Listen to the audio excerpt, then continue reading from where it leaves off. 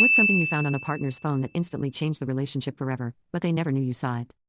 I always thought that if my relationship ended, it would be something loud, like a fight, a betrayal, some dramatic, crashing moment where everything fell apart at once, but the truth is, it ended in silence, in a quiet moment in Nathan's kitchen when he left his phone charging on the counter and trusted me not to look. We'd been dating for 3 years. He was the steady type, warm eyes, calm voice, thoughtful texts. My friends called him the safe guy, and maybe that's why I fell so hard. After everything I'd been through with my family, especially after my father passed and left me with a legal mess of old properties, trust documents, and lawsuits, Nathan had become my peace. He cooked for me when I was too tired to think, he walked my dog like it was his own, and every night he kissed my forehead like it meant something. We were planning to move in together in the spring, and on that night, we were at his place having dinner, just the two of us, laughing over a half-burned lasagna and wine that was too expensive for the occasion. He got up halfway through the meal to take a shower and left his phone buzzing on the counter. I went to the kitchen to refill our glasses and saw the screen light up. It was already unlocked, open to a message thread with someone saved only as a number, no name. I didn't mean to look. I swear I didn't. But there was a preview of a message that made my stomach drop. She'll sign them soon. She trusts me completely. That was about me. I knew it before even tapping. My hands moved before my mind could catch up. I opened the chat, and what I saw made my chest feel like it was folding in on itself. It wasn't a hookup, not flirtation, not the kind of betrayal I'd braced for when checking someone's phone. It was worse, so much worse. It was clinical. Strategic. Calculated. Dozens of messages between Nathan and someone else discussing my progress, how far along I was in the process, how close I was to unknowingly handing over something he wanted.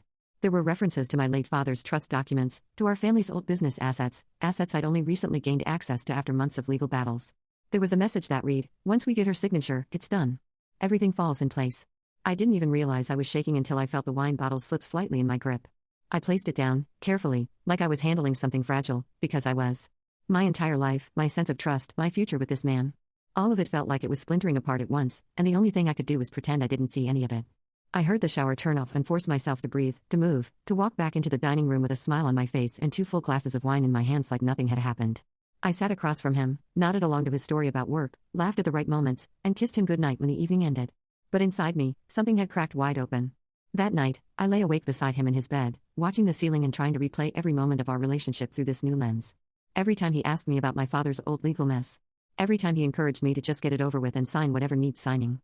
Every time he seemed unusually interested in my meetings with the estate lawyer. I realized then that I hadn't been in a love story. I'd been in a long con, and the person I thought loved me was using me for something far colder, far older, and far more valuable than I'd ever imagined. But I didn't tell him that night. Or the next. Or the one after that. Because something else was waking up inside me. Not just heartbreak, strategy.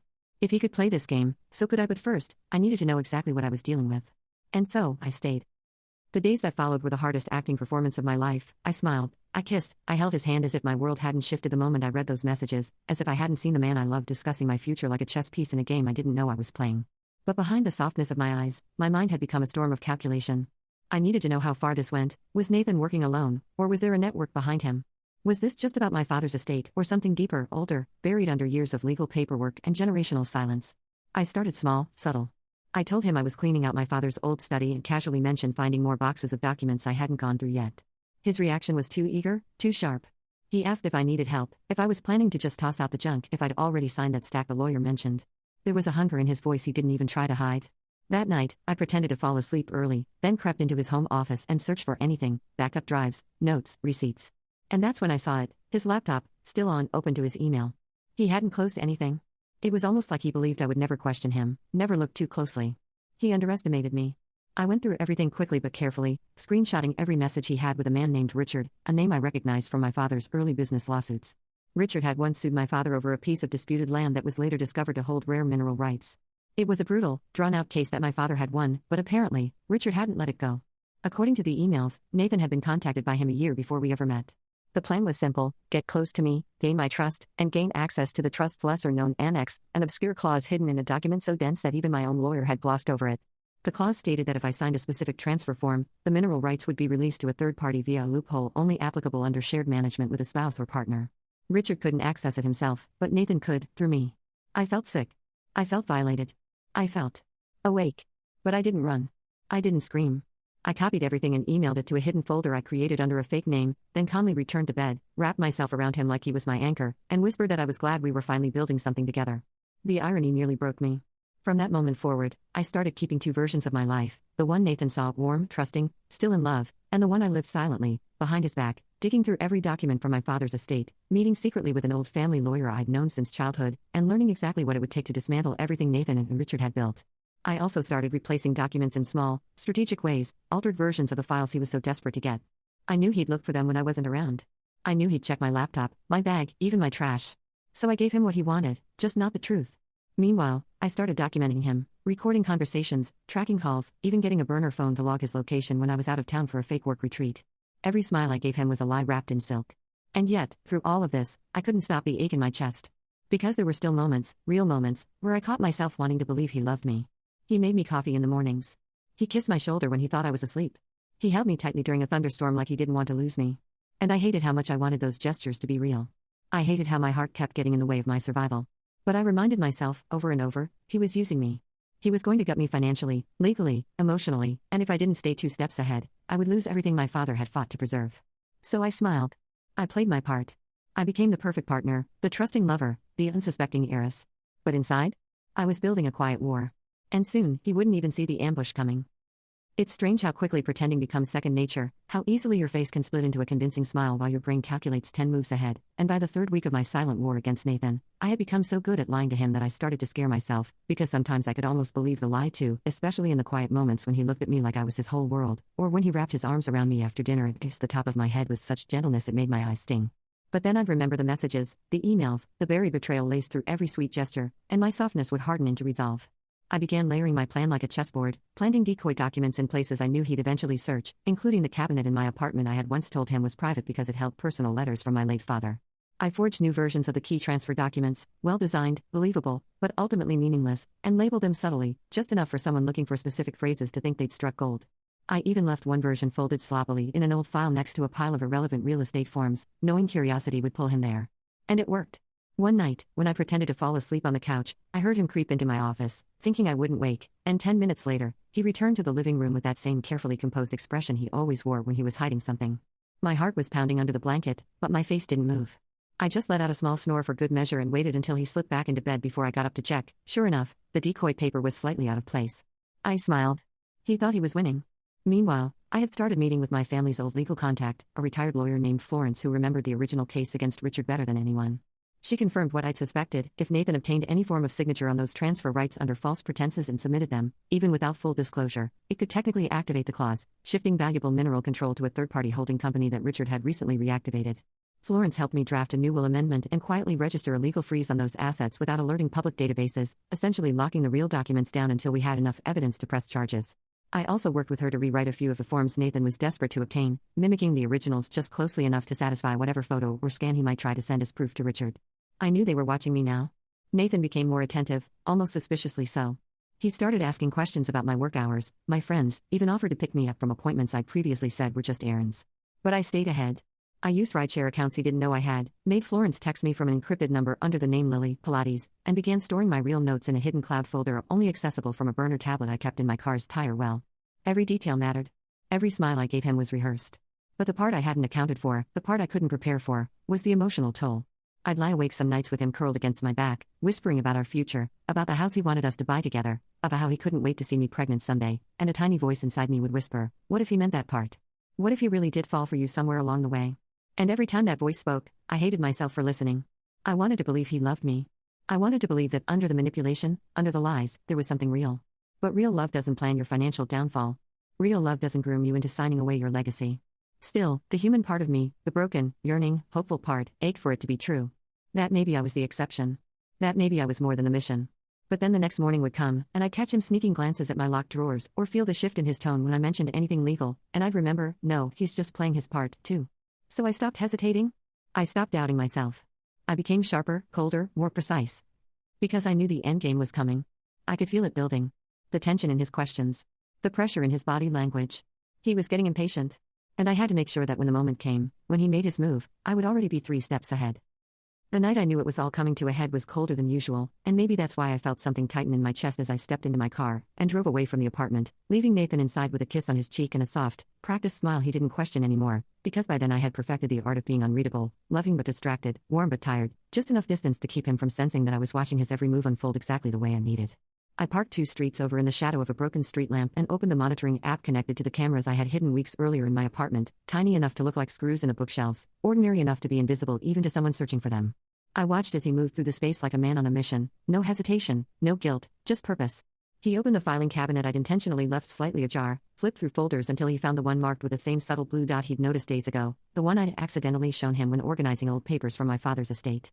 Inside was the document I had crafted with Florence, identical in every way to the original, except for one critical sentence buried on the third page that nullified the transfer in legal terms.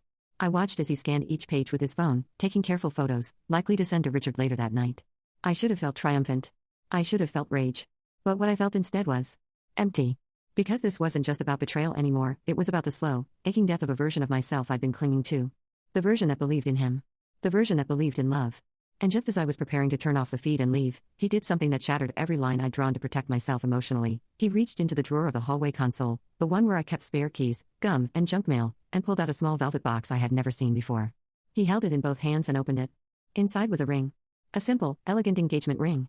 He stared at it for what felt like forever, his expression unreadable even to me, and then he placed it gently on the dining table, right next to the empty wine glass I'd left behind. He didn't touch his phone. He didn't call Richard. He just sat there. Alone. Silent. I stared at the screen, my throat tightening. Was this part of the act? A trap to make me feel guilt? Or had he, somewhere in the middle of manipulation, fallen for me in ways he couldn't untangle anymore? My mind spun with the possibilities, but my heart refused to budge. Because no matter what his feelings were now, I had evidence, ours of it. Messages, recordings, scanned documents, coordinated dates and conversations that aligned with everything I feared from the start. And love, no matter how real it might have become, doesn't erase intention. It doesn't undo the plot. I turned off the app and stared at the black screen of my phone for a long time. The engagement ring complicated everything, not legally, but emotionally. And that was what scared me most. Because if I hesitated now, if I let my feelings speak louder than my logic, then everything I had built could fall apart. He had laid a trap. I had built a fortress. And now, somehow, we were both standing in the middle, staring at each other with matching masks and maybe matching hearts, too, but I couldn't allow myself to care. Not now. Not when I was so close. The next morning, I walked into the apartment and pretended not to see the ring. I made coffee. I asked about his work. I kissed his temple and told him I had a busy day ahead. He looked at me with something I hadn't seen before, hesitation, maybe guilt, maybe fear, but I didn't flinch. I just smiled. Because I had already made the final move. The trap wasn't his anymore. It was mine. And he had already stepped into it. I planned the ending the same way he had planned the beginning, calmly, strategically, with a smile that didn't reach my eyes, and when the night finally came, I invited him to dinner at my place, the same place where we used to spend lazy Sundays in pajamas, where he used to hold me like I was his entire future, and now, ironically, the place where I would dismantle every lie he ever built around me. I cooked his favorite meal, wore the green dress he once said made me look like the reason stars were invented, and lit candles like it was a celebration, because in a way, it was. He arrived with flowers. He kissed my cheek. He smiled like a man who believed he'd won. We ate. We laughed. He reached into his coat pocket at one point, and I knew he was going to propose. He hesitated, though, watching me closely, maybe sensing something off, maybe feeling the weight of his choices pressing against his ribcage for the first time. I didn't let him speak. I simply reached under the table and handed him a black envelope. His fingers trembled as he opened it, and I watched his face drain of color as he read the contents, copies of every incriminating message, every recorded phone call, every photo he took of the falsified documents. At the bottom was a letter from my lawyer, formally informing him that legal action was being prepared for attempted fraud, conspiracy to defraud an estate, and unauthorized surveillance of private property. He looked up at me like he'd seen a ghost, mouth open but speechless. Before you say anything, I said softly, I want you to know I loved you. At least, I thought I did. Maybe you loved me too. Maybe somewhere along the way, this stopped being just a plan to you. But Nathan, love doesn't survive betrayal. Not this kind. He tried to speak. He said my name, barely audible. Please, he whispered. Let me explain. I shook my head. You already did, I said, nodding toward the envelope. In every message. In every lie you told while holding me in your arms. He slumped back in his chair, defeated, broken in a way that might have moved me once. But I felt nothing now. I had cried all the tears I had in silence, in dark corners while pretending to sleep, while watching him become someone I didn't recognize. I stood up, walked to the door, and opened it. I won't press charges if you walk out now. If you try anything else, everything goes public. Richard too. Every name. Every detail. Your choice. For a moment, I thought he might fight it. That he might scream or deny it or beg. But instead, he stood, slowly, placed the ring box on the table between us, and looked at me one last time, not like a lover, not like an enemy, but like a man who finally realized what he had lost. Then he walked out. I closed the door behind him and leaned against it, not crying, not shaking, just breathing. Just. Still. I wasn't the same person who had walked into that relationship 3 years ago, open-hearted and full of hope. That version of me was gone. But what remained was stronger. Smarter. Sharper. And free. I never told anyone the full truth. Not my friends. Not my therapist. Not even Florence. They all thought I'd found something shady and ended it cleanly. Only I knew how deep it went. How I played him at his own game and walked away without letting the poison infect me completely.